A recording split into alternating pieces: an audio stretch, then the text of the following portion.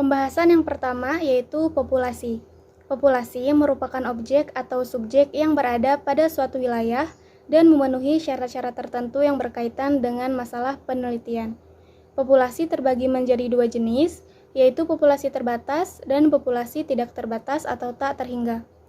Populasi terbatas adalah yang mempunyai sumber data yang jelas batasnya secara kuantitatif, sehingga dapat dihitung jumlahnya. Contoh, jumlah penduduk kota Surabaya berjumlah 6.500.000 jiwa. Sedangkan populasi tak terbatas, yaitu sumber datanya tidak dapat ditentukan batasan-batasannya, sehingga relatif tidak dapat dinyatakan dalam bentuk jumlah.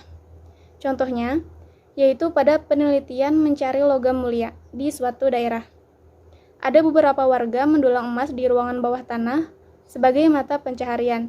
Kemudian mereka mengambil logam yang mengandung emas sampai tak terhingga kali pengambilan. Maka setiap kali pengambilan batu akan mendapatkan logam yang mengandung emas yang tak terhingga banyaknya atau ukurannya. Berdasarkan sifatnya, populasi dapat digolongkan menjadi populasi homogen dan populasi heterogen. Populasi homogen adalah sumber data yang unsurnya memiliki sifat yang sama, sehingga tidak perlu mempersoalkan jumlahnya secara kuantitatif. Dan populasi heterogen adalah sumber data yang unsurnya memiliki sifat atau keadaan yang berbeda atau bervariasi, sehingga perlu ditetapkan batas-batasnya, baik secara kualitatif maupun kuantitatif.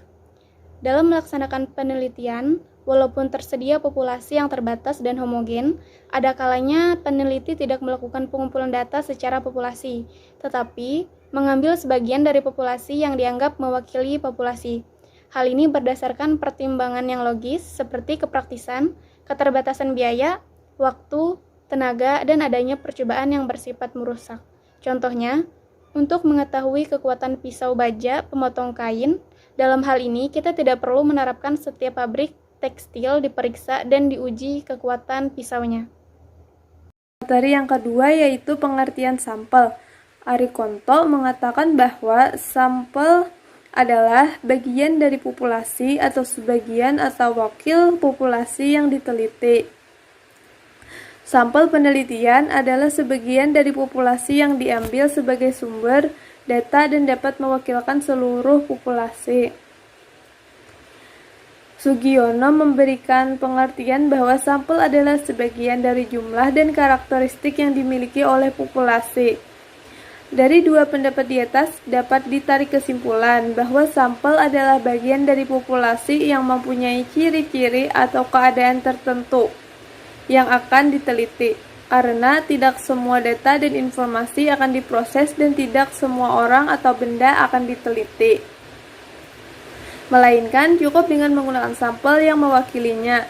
Bila populasi besar dan peneliti tidak mungkin mempelajari semua yang ada pada populasi, misalnya karena keterbatasan dana, tenaga, dan waktu, maka peneliti dapat menggunakan sampel yang diambil dari populasi itu.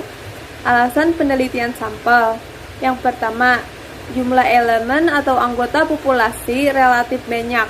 Peneliti tidak mungkin untuk mengumpulkan seluruh elemen populasi, karena akan memerlukan biaya dan tenaga yang tidak sedikit.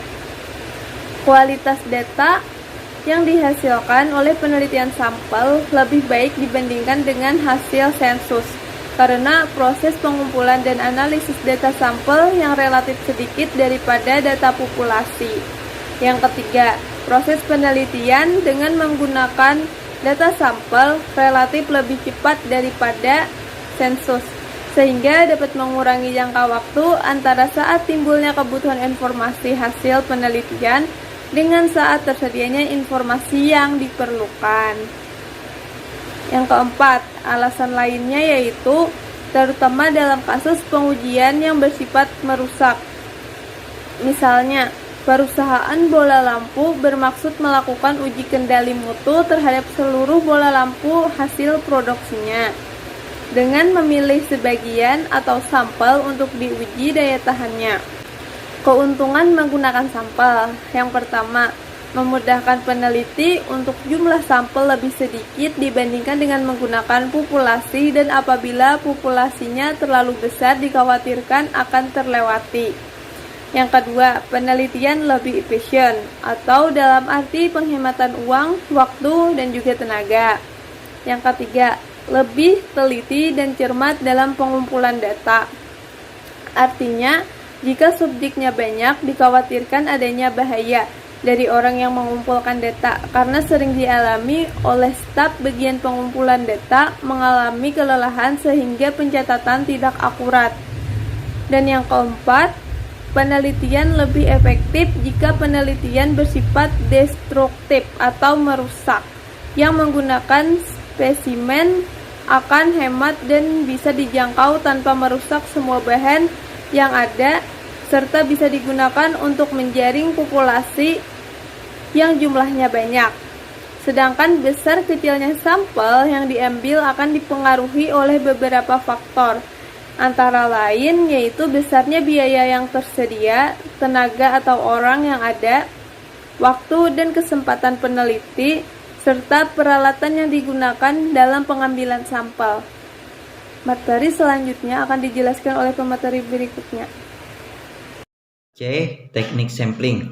Teknik pengambilan sampel atau teknik sampling adalah suatu cara mengambil sampel yang representatif dari populasi. Pengambilan sampel ini harus dilakukan sedemikian rupa sehingga diperoleh sampel yang benar-benar dapat mewakili dan dapat menggambarkan keadaan populasi yang sebenarnya. Teknik pengambilan sampling dalam penelitian yang umum dilakukan terdapat dua macam, yaitu probability sampling dan non-probability sampling. Yang pertama, probability sampling adalah teknik sampling untuk memberikan peluang yang sama pada setiap anggota populasi untuk dipilih menjadi anggota sampel. Yang tergolong dalam teknik probability sampling yaitu A. Sample random sampling, B. Proportionate stratified random sampling, C. Disproportionate stratified random sampling, dan D. Area sampling.